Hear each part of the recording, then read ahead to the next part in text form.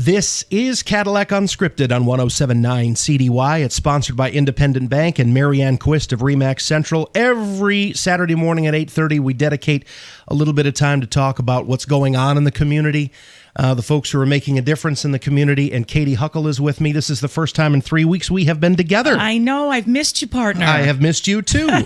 But we have reunited for a special half-hour chat with Fred Bryant, who is the athletic director at Cadillac Public Schools. Welcome, Hi, Fred. Welcome, Fred. Hi, how are you guys?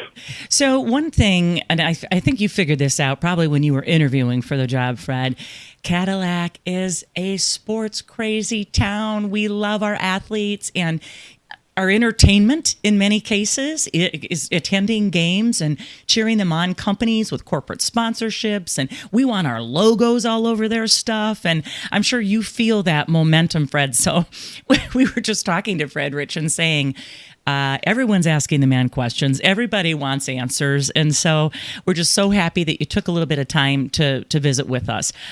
Let's start with an overview of the fall season, Fred. Sure. Looking at the fall season, we had a lot of success with all of our sports and a lot of improvement, and that's what you want to see as you start from the very beginning and having the challenges that we had at the beginning of the season when it came to all of the guidance from both the state and the MHSAA when it came to the safety and well-being of our student athletes. There were some things there that a lot of our coaches, well, all of our coaches have never had to do before, and myself included as an administrator. So a lot of precautionary stuff, a lot of things that we really haven't experienced before. So we were getting those things in place, and once we got those things in place and our athletes understood what the routine was going to be, things started to get smooth, and it just became part of the normal practice when it came to the screening questions and temperature checks and things of that nature on a daily basis. So once we got those things out of the way, then it was business as usual, and there were some difficulties right at first as far as understanding the mask rules and what you could do and what you couldn't do. And then obviously there were things that changed along the way as far as how many spectators could come and watch and those types of restrictions that were loosened up as the season went on. So everything progressively got better as we progressed from August into September and then obviously into October. And then, hit season-ending tournaments. Our volleyball team did what they were expected to do. They won districts, won regionals, won their conference. You look at our cross-country team was probably our best girls cross-country team ever. Last year's team finished in the top 10. This year's team finished in the top 10, and I think they finished fourth overall. Last year, I think, was sixth. So, you've seen steady improvement throughout the course of the season and all the sports. And then when you look at state tournament stuff, like I said, with volleyball, we're kind of stuck in that holding pattern right now. We were slated to go play in Alma this past Tuesday against Birch Run in the state quarterfinals.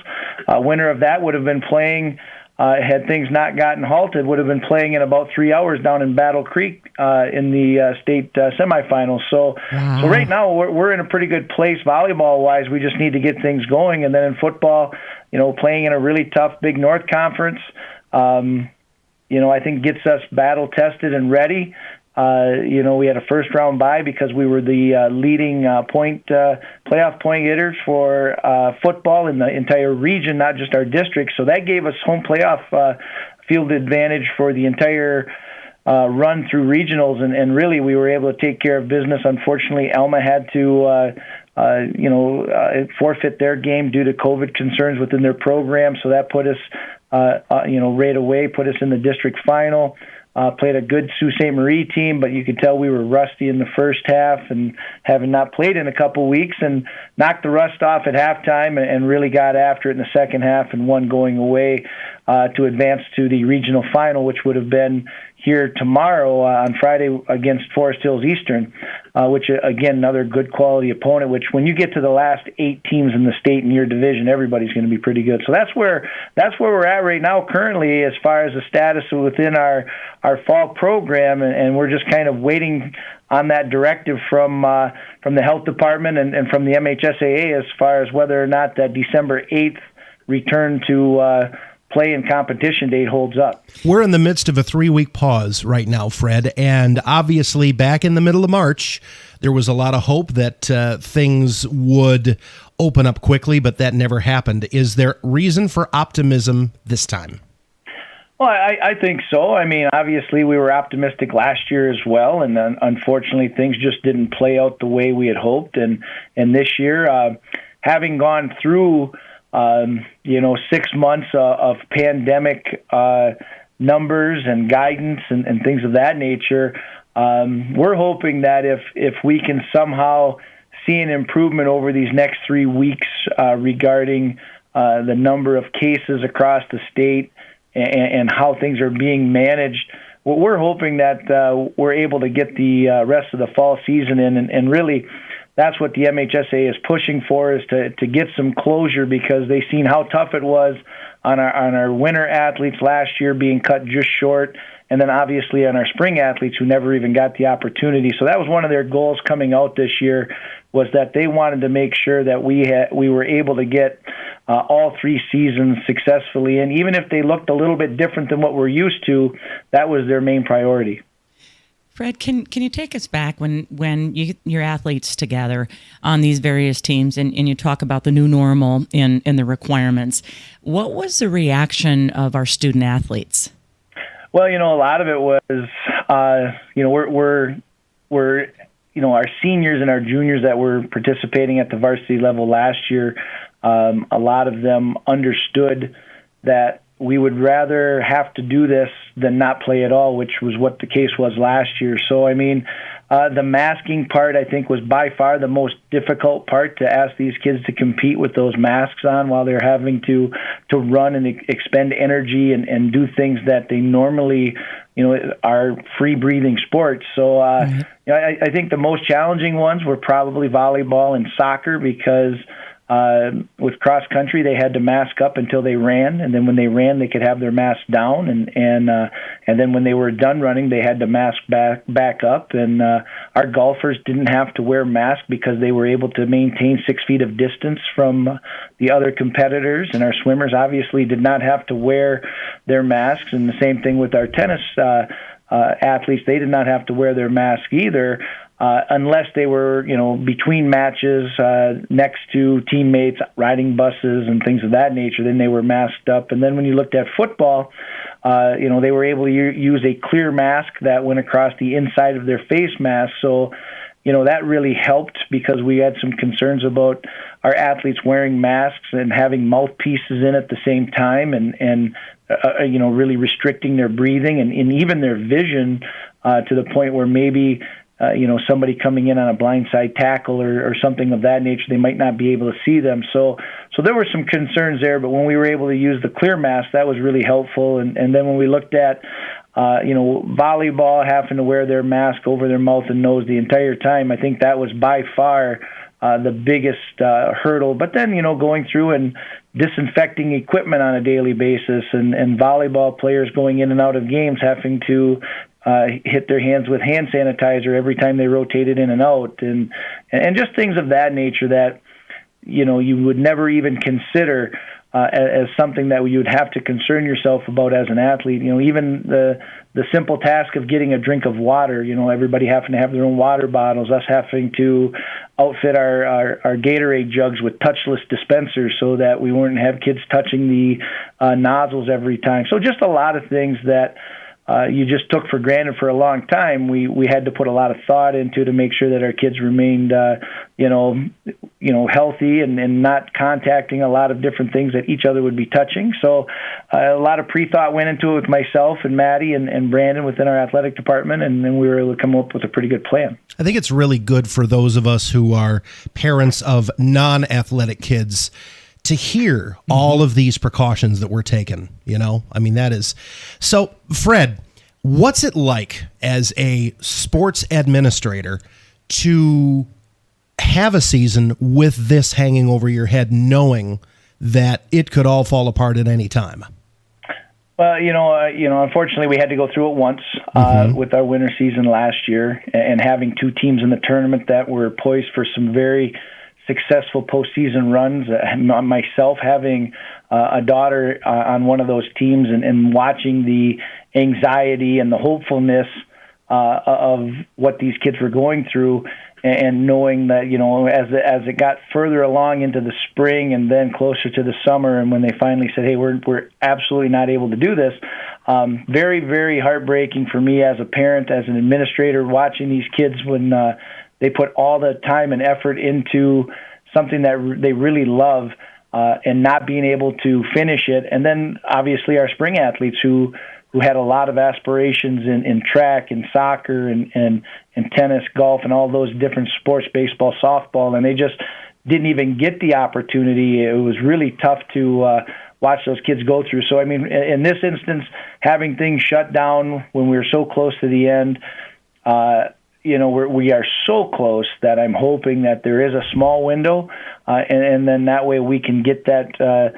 those 2-3 sports finished with swim and volleyball and football, and then give us an opportunity to reset and get ready for the winter. You only have about a week's worth of competition left, right, for fall sports? Yeah, we've got, for swim, obviously our swimmers are done, but for those swimmers that are competing in the state finals, they have just one day of competition left. For volleyball, we had 1 week. We had our quarterfinal round on Tuesday, and then semifinals on Thursday and finals on Saturday. So they had a week of competition. And then you look at our football program having a regional final and, being in the final 8 in the state in that division. If they would have won that, they would have been down to the state semifinals. So we've got a couple weeks left with football, but again, it's definitely not as daunting a task as what it was at the beginning of the summer or at the beginning of the fall sports season when they shut stuff down for that 3-week period where we thought, boy, we're not going to get anything in and have to try to move things to the spring, which was going to be a nightmare. But at least now we have just a small window to get those in, and we're hoping that we can. I do want to put in a little bit of self-promotion here that if there is a volleyball broadcast to be had, if the volleyball team is able to continue their season, we did get enough sponsorship support to put that game on the air on 107.1 The Drive. So we're going to follow the girls as far as they go. They're going to go far, for Rich. for volleyball. And I can't remember the last time we had a Cadillac Vikings volleyball broadcast on the air in Cadillac. I can't remember how long it's been. So that'll be a great experience, a great opportunity for people in the community to hear, because obviously with our attendance restrictions in place and things of that nature, any time that we can broadcast, whether it be video, audio, you name it, to get our kids out there, I think is a really good thing. It's true. Fred, you've got coaches that want answers, you've got parents that want answers, you've got student athletes that want answers. How do you communicate with everybody? Well, the very first thing we did once we found out on Sunday night that was going to happen, of course, I was about 25 miles north of Newberry in the UP at Deer Camp, so that made things a little bit challenging, but we were able to I was able to get a hold of all the coaches and tell them, hey, don't worry, as soon as we have more guidance, we will get everything out to you guys, and we'll know exactly what's going on. So on Monday when I got in the office, spoke to each one of the coaches. All these coaches have great communication with their athletes and parents, where they have, whether it be via text message and remind, messaging and things of that nature. So we were able to get that message out to our athletes right away, with our social media sites here out of the high school, on our Twitter and Facebook pages, as well as our athletic site at CadillacVikings.org. We've gotten a lot of successful feedback, positive feedback, because we have a lot of people in the community that tune into what it is that we do, because we make sure we put everything that we can out there. So, like you said, not just our athletes and our parents, but our community, because they are a very, very sports-minded community, which I love, because I'm a very sports-minded person. And the whole family, Fred, the whole family. Yes, for sure. And we enjoy the heck out of it. So for me, I understand the dynamic of that and how informed people need to be. So I think we've done a really good job in getting that information out to people in such a short amount of time when things are so fluid and things change so quickly. It's important that you're able to do that, and I think we're able to do that very thing. Fred, now that we've covered the fall sports, we're going to get into the winter sports, but we're going to take a break and hear from our sponsors and catch a weather forecast, and we'll be right back on Cadillac Unscripted with Fred Bryant, Athletic Director for Cadillac Area Public Schools. This is Cadillac Unscripted on 107.9 CDY. Buying a home is still the great American dream, and yes, it can be an intimidating process, but you can rest assured and have confidence when the professionals from RE/MAX Central are in your corner to guide you through it.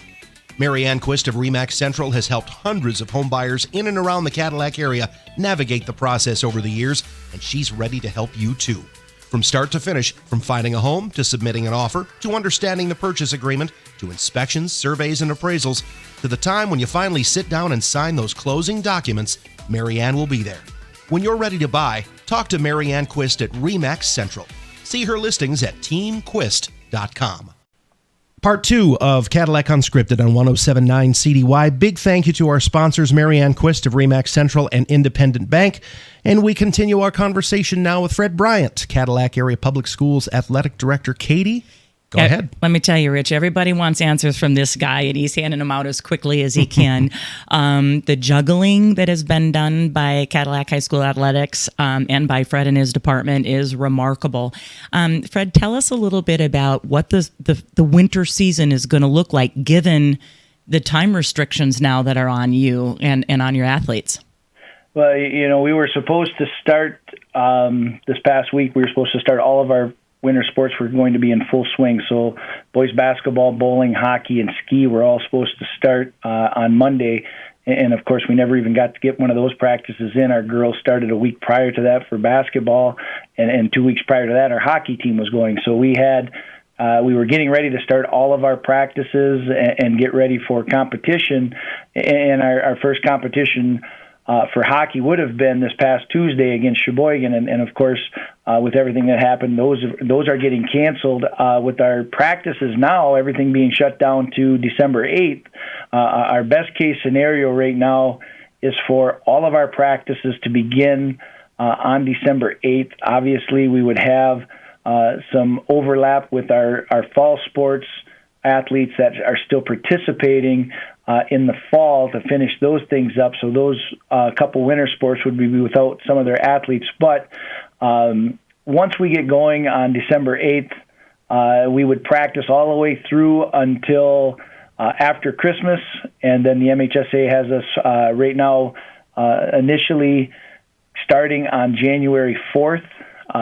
For competition, and that would be for all winter sports. So the problem with that lies is that a lot of these state tournament venues were already set up in advance, like the Breslin Center for boys and girls basketball, for example, for the finals. And now you've got to somehow condense a 20-game season that normally spans over 3 months into 2 months. So what we're anticipating is that we're going to have to do similar things to our basketball schedule as what we did with football, where we're just going to have to eliminate some of our non-conference opponents that we've seen in the past, and probably only end up with a 14 or 15 game season, unfortunately, just because that's the window that basketball is allowing us because of prior commitments to facilities such as the Breslin Center. And with other facilities, it's a little bit more flexible when we talk about wrestling finals and swim finals. When we talk about those types of venues, those are a little bit more flexible when it comes to the window that you're able to get in. But, so we're going to have to go through and look at the number of dates that the state is going to allow us. Our schedules that are currently in place that were, in December, those are all probably going to be voided out. And we're just simply not going to be able to play the opponents that we had scheduled before Christmas. And now we're going to have to be creative because we're going to have a lot more dates. We're going to have to try and squeeze those dates into more spots that we really didn't have before with not just the facilities that we have available, but practice facilities. We're going to have more teams going in a shorter amount of time. Now we've also got to look at officials because we have an officials crisis, in my opinion. Prior to everything that's gone down with the pandemic. Our officiating numbers are steadily going down. The age of our officials is steadily going up, and it's just a tough occupation to get people to continue to work in. And now there are a lot of those older officials that said, we simply cannot officiate basketball effectively by running up and down the floor with a mask on. And they've said that in advance already. They said, hey, if we have to wear a mask, we are probably not going to take on many games, or if any games. And so now that puts an even bigger crunch on our scheduling, because we might not have officials. So we might end up playing some basketball games on Saturdays instead of traditional Fridays or Thursdays because of the lack of number of officials. So we throw in those logistics. We throw in the windows that we have for our state tournaments and things of that nature. And things really get interesting for sure. Oh, my goodness. Who would have thought this thing with the officials, Rich? I mean, well, wow. and I know, Fred, that some football games got pushed back from Friday to Saturday because of lack of available officials, too, locally.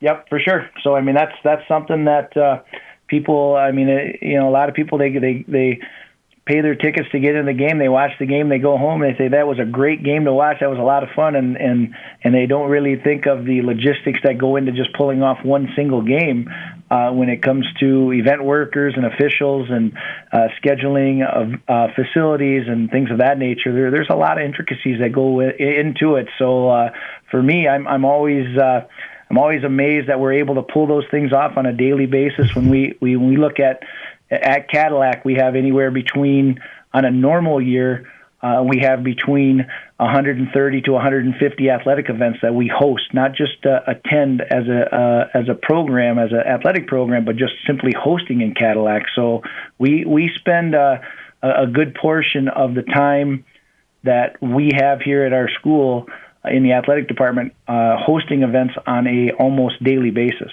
Even amidst that kind of crazy schedule that you're looking at in the best possible scenario, then you have to go back and you have to hope we don't have another winter like we had 2 years ago. You remember 2 years ago how crazy that winter was, Fred? Oh, absolutely. I mean, we ran into all kinds of cancellations between snow and ice and sicknesses and all that stuff. I mean, it was a nightmare. And now when you throw a shortened season on top of that, you're just crossing your fingers that, one, we are able to come back and start on December 8th. Two, we're able to start with competitions on January 4th. And three, no cancellations occur because of Mother Nature. Oh, man, I hadn't even thought of that either. I mean, there's all kinds of factors. I do think that athletes are grateful to play. And like you said, your upperclassmen who lived it are saying, put your mask on, because I really like that, Fred. It's the difference between, do we get to do this or not? And they know what it feels like when they're chomping at the bit. They're like racehorses that you're holding back. They're ready to go. They've trained for this. Can we talk about the athletes who their seasons were supposed to start? They can't congregate. How are they training? I mean, what are these student athletes doing so that when the switch flips, they're ready?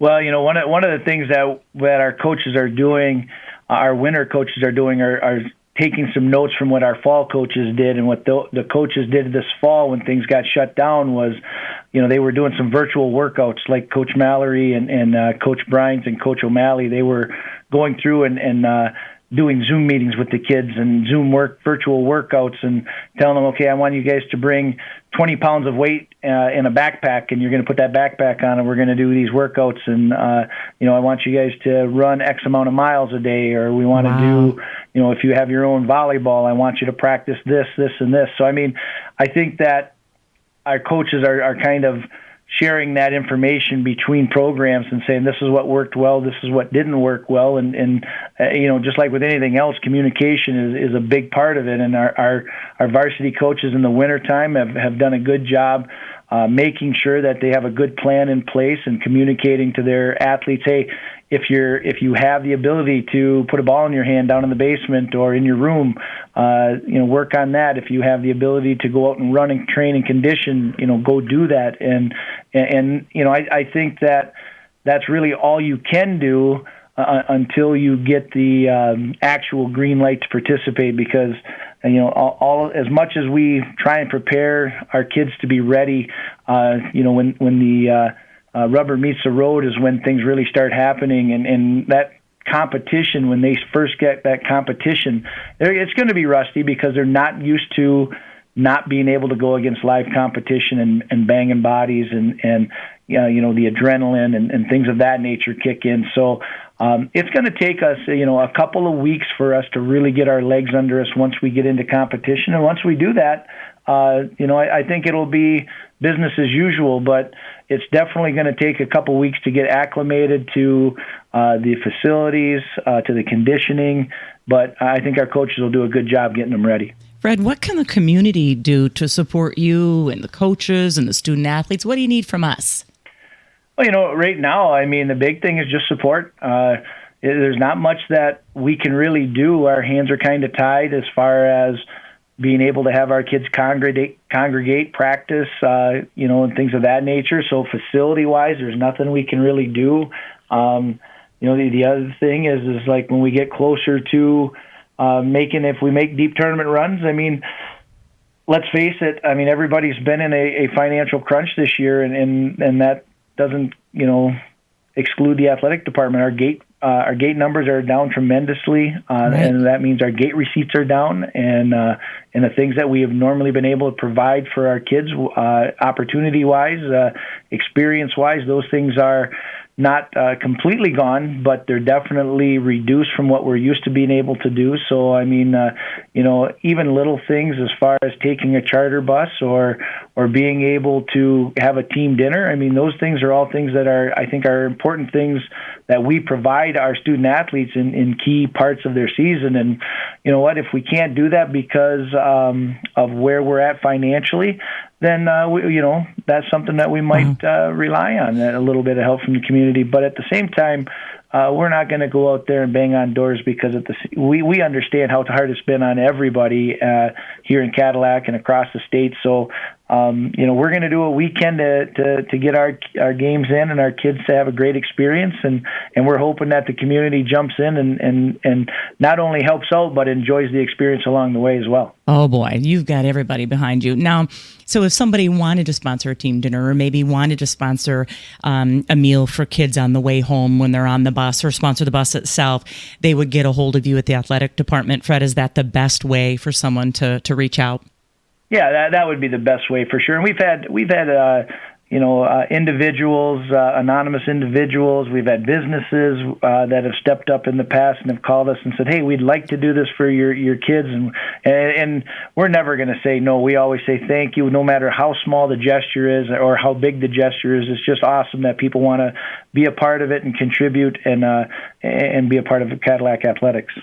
Okay. So give us, if the world was a perfect place, what would a best case scenario moving in, what would it look like, Fred?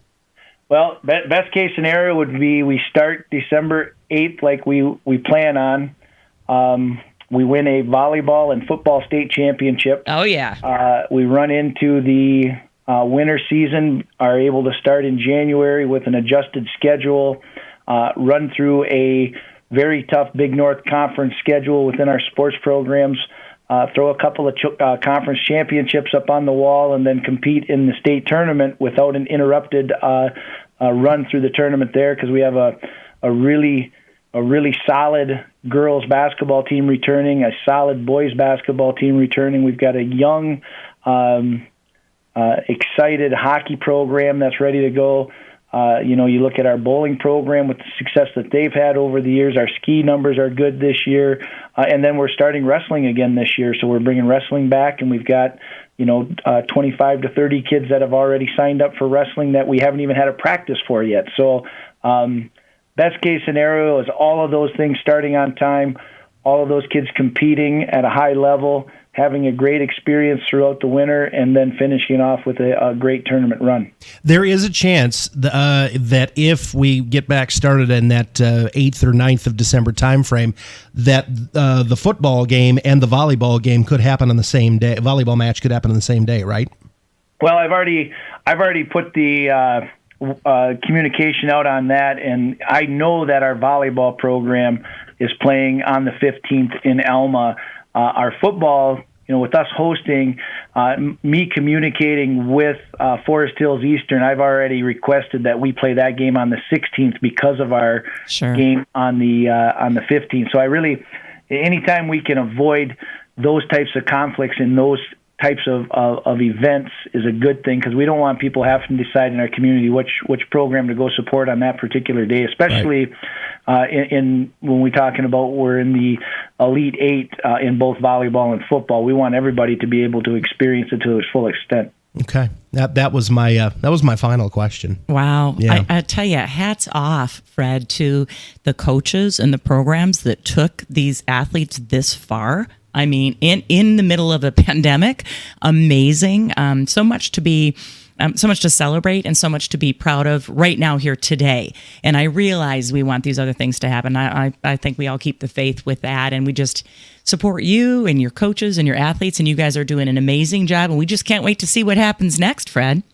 Yeah, we're excited and very thankful. I mean, that was one of the things that Coach Wolf, they finished up, lost a tough game to Petoskey in the district finals in boys soccer, and he came in after the season was over and turned in a few things and said, they were just looking. He said, I was looking at Coach McLaurin in the district final as we were getting ready to start the game, and I said, boy, I can't believe that we got all the way through the season and what a great experience these kids got to have. So, I mean, that really hit home with me, is that those guys were very, very thankful that, going from the season being shut down to starting it back up, not knowing if it was going to get canceled at any time, and for those guys to really be thankful and the kids to work and appreciate the times they had. So I'm hoping that we can get some finality with our volleyball and football. If not, if that's not in the cards and we run into a situation like we did with last winter, at least our kids were able to finish on top with a win, and we can move on to the next sports season. But I'm hoping that that's not the case. And it's all up to us, really. Put the mask on and limit the spread. Yes, Fred, thank you so much for your leadership and for your passion for Cadillac High School athletics. We appreciate you, and we're cheering you on all the way. Well, hey, thanks. I appreciate the work that you guys do, getting the word out for our kids and out to the community as well. Fred Bryant, our guest today on Cadillac Unscripted. Fred, the athletic director for Cadillac Area Public Schools. Fred, thanks again for your time. Thank you. And Cadillac Unscripted is sponsored by Independent Bank as well as RE/MAC Central. Marianne Quist. Katy, we'll see you next week, same time, same station. All righty. 107.9 CDY.